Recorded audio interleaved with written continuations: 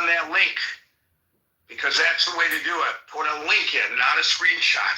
But at any rate, I'll click on that link and I will read it, and I hope other people will as well. But I don't know that that's really his motivation. I don't know that because I think probably statistically that argument doesn't withstand. And if I am correct about that, although I am open to being redirected in my analysis, if I'm correct that that doesn't hold water, at least one person in this room, yours truly, remains perplexed about why he is going after large segments of our society. And by the way, it may have started with the Mexicans, and then the Venezuelans, and then the Haitians. During the pandemic, the Chinese, and then that may be just a little sidebar. Muslim travel ban too. The Muslim travel ban. Now the Somalians and the Afghan people. What's the next group that they're going to go after? Oh yeah. One thing I'm thankful for, that the president is supportive of the Jewish community. He goes after the anti-Semitism that goes on. And as a Jew, I am supportive of that. But remember, the admonition by I think it was a Lutheran minister, when they came after the Jews, I was silent. When they came after this group, the Gypsies, I was silent. When they came after this group, I was silent. And now they came after me, and there's nobody to protect me. This is the problem. What's going to be the next group of people that there will be an incident that occurs that will cause this government to say, we've got to do something about this group of people, because it will happen. Yeah, another small reminder, let's not forget about the Haitians eating their dogs and cats in Ohio. I went to that town. I was looking to get invited to a barbecue, and nobody invited me, because I never had that. I'm always interested in new ethnic meals to and I wasn't able to do that, and I'm so disappointed.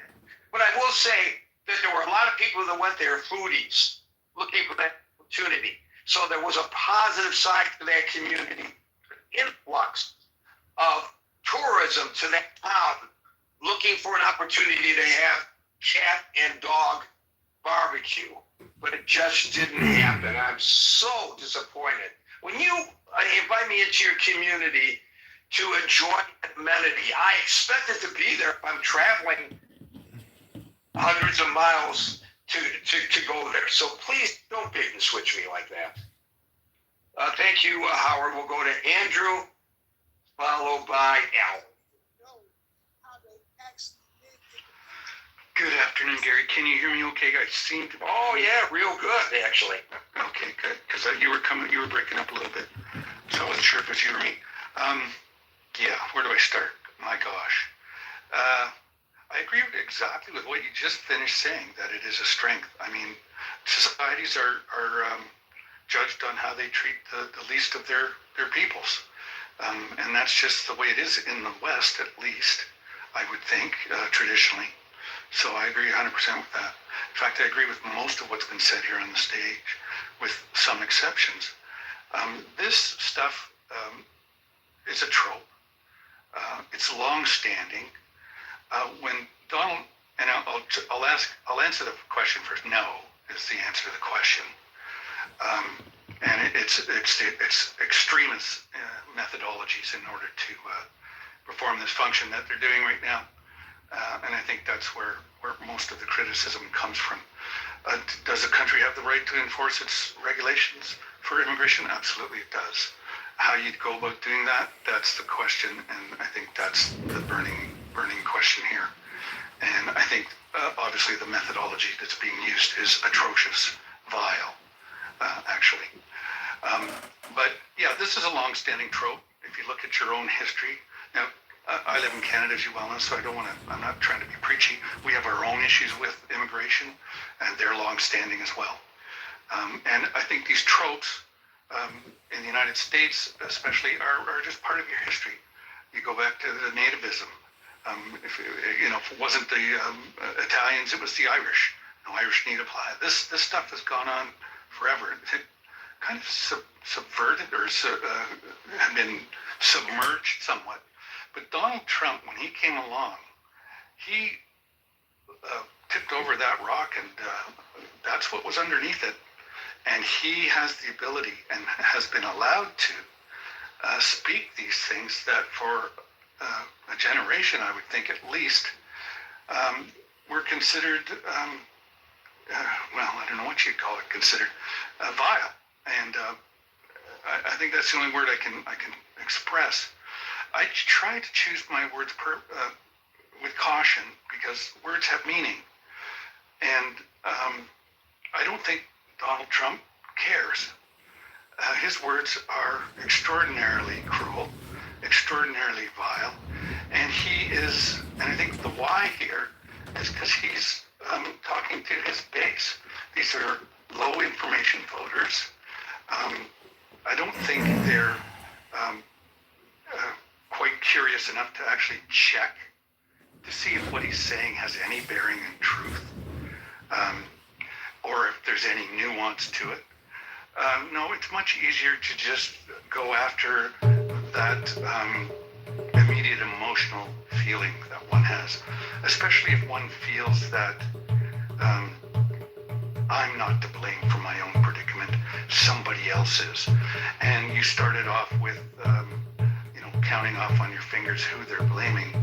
Well, eventually they'll start blaming themselves, because some in that cadre will look at another in that cadre and go, you're just not up to being in this group. You don't have the loyalty that is demanded.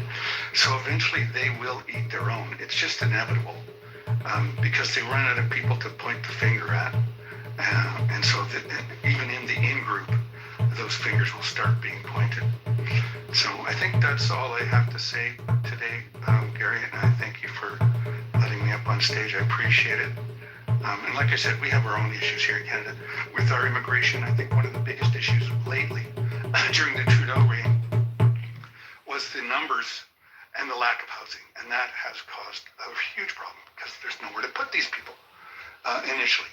And the other, one other thing I'd like to say, and I'll just, it's anecdotal to some degree. And, when people come to a country, yes, some of them will be on welfare, and it may take them some time to get off it. But I think the rule, and not the exception, the rule is that they do. And they'll open up their own businesses, or they'll go into the job market eventually, they'll go get educated, whatever it might be. I think the majority do that. And I'll give you, if you look at the disabled population, many of whom are unemployed, if you give them a job, if you decide that, yes, I can make those accommodations and have this person work for me, you're going to get a way better employee, because they've been unemployed for so long, and they value the fact that they got a job and they work that much harder. Their time off work is less than the average worker, and they just they perform better. So I think that is true in the immigrant population as well. And I'll end there. Thank you, Gary. Everyone, I'll go to Al, followed by David, followed by Dave. Al. Oh, hey, Gary. Hey, Al. Great room. Marshall, Howard, Alan, Dave, everybody in the room. I can get very emotional when I think about someone's whole life being completely turned upside down for absolutely no reason, when they're already perfectly existing within, America. And the legal industrial complex and immigration attorneys and the whole system I've never experienced it. I've never gone through trying to get an American citizenship and being here and working with an attorney. So Excuse me, Marshall. I said this is not what you said a month ago. There was an argument about immigration a month ago, and your perspective was different. Okay, well, I'm trying to think about kindness a lot because I want to be a gentleman, but I also want I have another word. Excuse me, Marshall. Go ahead. I can't hear you. What was that? I have another key word. It's called consistency. Okay, thank you, Marshall. Consistency, but kindness to me, I like when people are kind to me, and I want to be kind to other people, but I also want intelligence and priority of intelligence, and that means decision making. And so, it's my opinion that if you listen to Marshall long enough, eventually you'll be repulsed at the way he communicates. But if you're a gentleman and you're intelligent, great outcomes. If you were a gentleman, you would come in with the same nickname every day so we would know who you are. And if you were a gentleman, you would not personally attack anyone in the room, much less a moderator. Please view your removal from the stage as an admonition to not do that again. David G. followed by Dave. Roasting Marshall show. Hey, Gary. A couple of points in that sort of dovetail with a lot of Chris's comments as to why this is being foisted on the American people. It's the Make Fun of Marshall Rankin As, show. a lot of Americans don't understand their history, the history of settler colonialism, which if we look at how this country was founded, it was founded by the 1%, which we have today. But back when the country was founded, these were the landowners. These were the guys that got tired of taking orders from King George. But in order to implement their revolution, they needed the white 99% to fight the war. Not only to fight the war, to tame the slavery, to go after the Indians. And so if you look at the documents and how they were laid out, one of the most genius things that they implemented was the freedom of religion, right? Because in old Europe, that's what caused the wars there. The fighting amongst Catholics, Scotch, Irish Catholic, to Protestant. You had the Spanish fighting the Moors. And so this experiment, this United States experiment, benefited and enriched those that were told that they had a stake in the society, that it wasn't necessarily land ownership as you had to have back in England or a bloodline, but they were able to frame it as white skin privilege.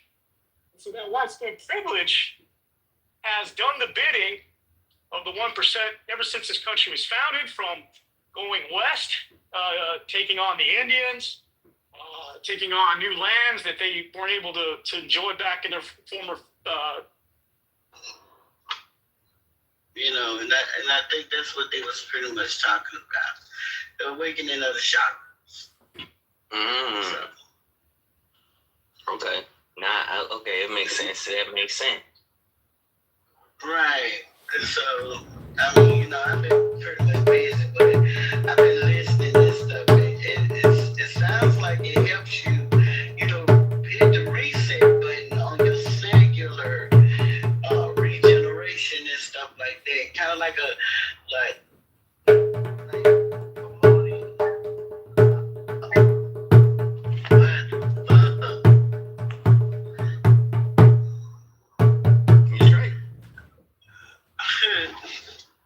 So that's what it. Just thank you, Lord, for all of these things, and I pray them in your name, Jesus. Amen. And do you have a praise song? A praise song. A song. What do you think? You know how to sing praises to your name? Any Yes, I can see that one. Yeah. We sing praises to your name. Oh, Lord.